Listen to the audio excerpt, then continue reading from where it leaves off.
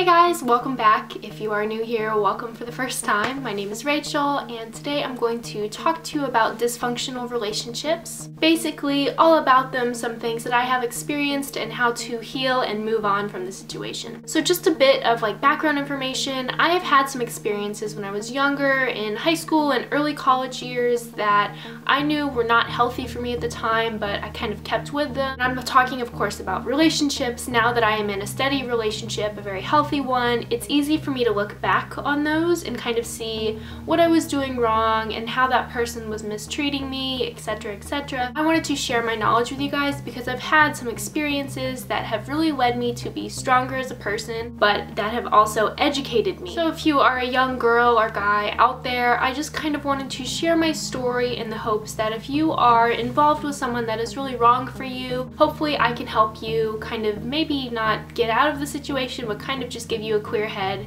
and pass my knowledge on to you. So I have 3 relationships. This is 4. I have 3 relationships that I'm going to talk about. I'm not going to be very specific about them just because of privacy and everything like that, but I am going to break them down into each category in hopes that maybe one of this is kind of happening to you guys, one of these situations, and it will help you. As always with all these advice videos, I have everything written on my phone, so I'm sorry if I'm glancing down. I hope that's not too distracting, but let's go ahead and jump into the video. The first relationship, and definitely without a doubt the most serious one, is an abusive relationship. And I have to put a little star on this because I was never in a relationship where I was physically abused or anything really serious like that. So if for some reason you guys are experiencing this, all I have to say about that, I have no personal experience in it, but you need to get out of the situation. You are a million times stronger than that person is making you feel, and it's definitely not okay.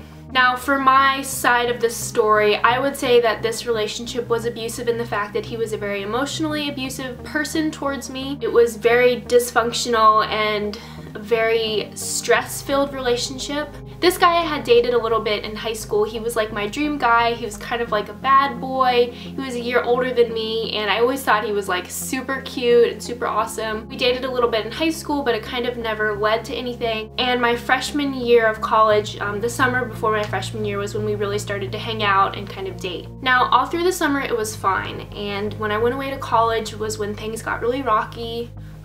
He was very, I think, insecure with our relationship, insecure that I would find other guys to hang out with at school while he was at home. And he also had a substance abuse problem that led to, I think, his mood swings and everything like that. Eventually, it came to the point where he would call me really bad names and be really abusive towards me in that sense. Really selfish in the relationship because he wasn't respecting my needs, and it was all about him kind of because I think he was so insecure.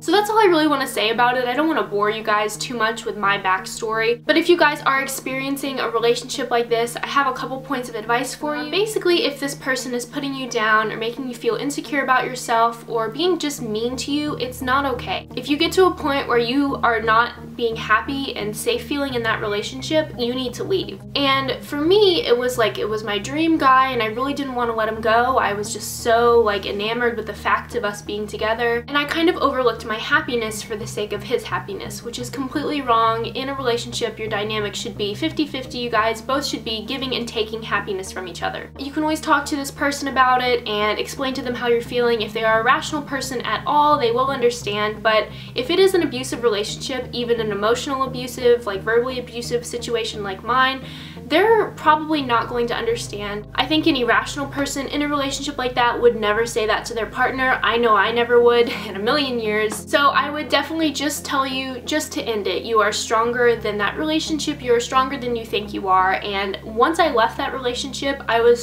so much happier. He was really affecting my grades and my class and everything because he would always want to talk to me on the phone, and he would never want me to go to sleep or go out or anything. So my social life and my grades suffered, and once I left that all behind, I was so much happier. My second semester of college was a lot less stressful, and I actually got a 3.5 that second semester. My first semester I got a 2.5, and that was a lot to do with his drama. I would definitely just say just to leave the relationship, to just get out of it and run away. That person is not healthy for you, and you are so much better off on your own, I promise. The second relationship I want to talk to you guys about is this long distance relationship. This second long distance relationship happened to me, and this guy I had known for a while. I was always friends with him, and it just kind of blossomed out of nowhere, and he ended up moving a couple months into our relationship. Now, I really liked him, and I think he really liked me too.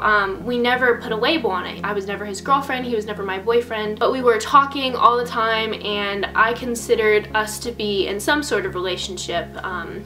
Even though there was no clear label. He lived like half a day away, so we weren't close enough to see each other all the time, and it would be really expensive to get there, so we didn't hang out a lot. I think I only saw him a couple times really when he was moving, or after he had moved and when we were separated. But I really cared for him, I really loved him a lot, and that was very complicated for me. It caused me a lot of stress and anxiety because I didn't know what he was doing all the time. I still felt very attached to him, but he wasn't my boyfriend, so I couldn't say, you know, don't do this, blah blah blah, because he wasn't my boyfriend, if that makes sense. If you guys are experiencing a similar situation like this, I do have some guidelines for you, some helpful things that I wish I had done. Long distance relationships especially can be very confusing when they're not properly labeled. Relationships in general can be, but when you're not with that person face to face, it's harder to articulate your feelings, and little things can really get to you. So if you know that someone is going to be moving away and you have feelings for them, I would honestly have that talk before they move, because if you don't, you're going to be filled with a lot of jealousy and insecurity about the relationship like I was.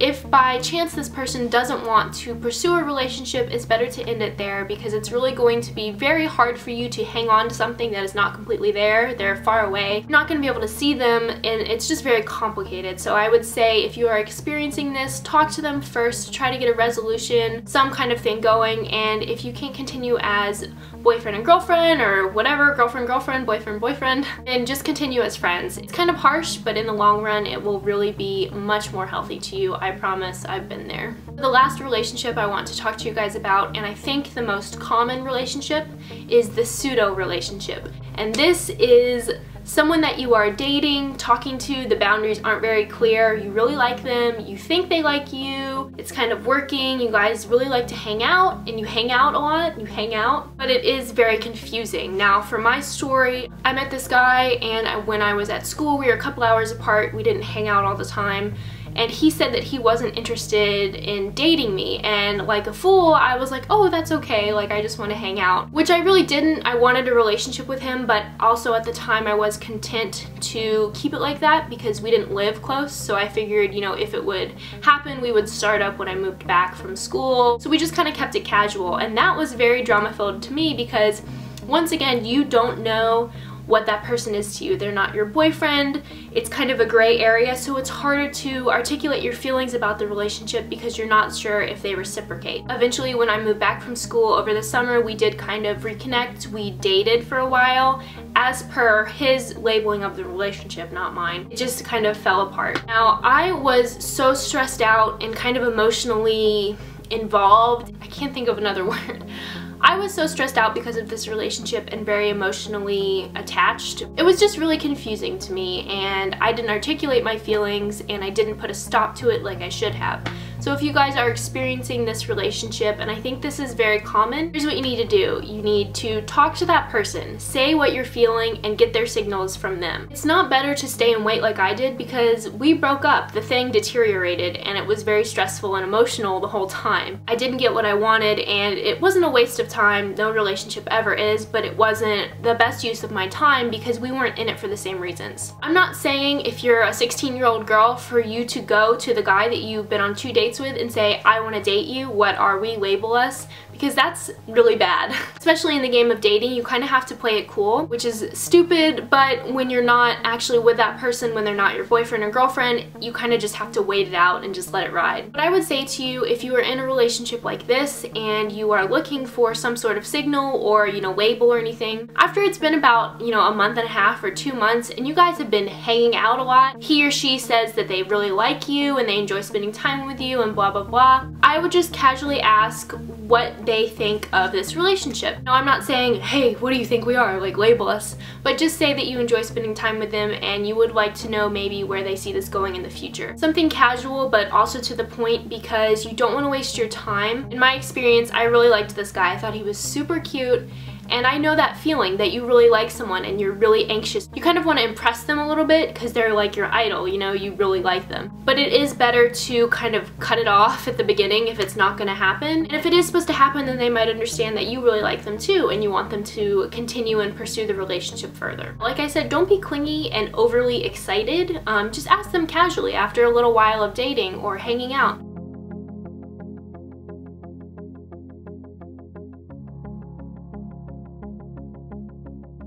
And if they're not cool with it, then you know it wasn't meant to be and it's nothing you did. That's something I really want to stress too. It is nothing that you do in the relationship unless you cheated on someone or went against one of their, I don't know, religious or core beliefs. There's nothing that you did to ruin the relationship. A lot of times I blamed myself, especially in the first relationship that I was talking to you about, the abusive relationship. I would blame myself for what was happening, and that's wrong. If you're being a loyal partner to your partner, then there's nothing that you can do. You have to support them and you have to be there for them in the relationship. But if they're not being there for you and they say it's your fault and they break up with you, it's not your fault, I promise. You guys just weren't compatible and there's nothing that you did wrong. I just really want to stress that because I felt that way a lot when I was younger, that I did something wrong. Most of the times you guys just aren't compatible and they're not what you were looking for, or you're not what they're looking for, and that's okay. You can move on and find different relationships. That's pretty much it for my video, guys. I am older now and I am in a very happy place in my life and I am in a stable, loving relationship, and I just wanted to share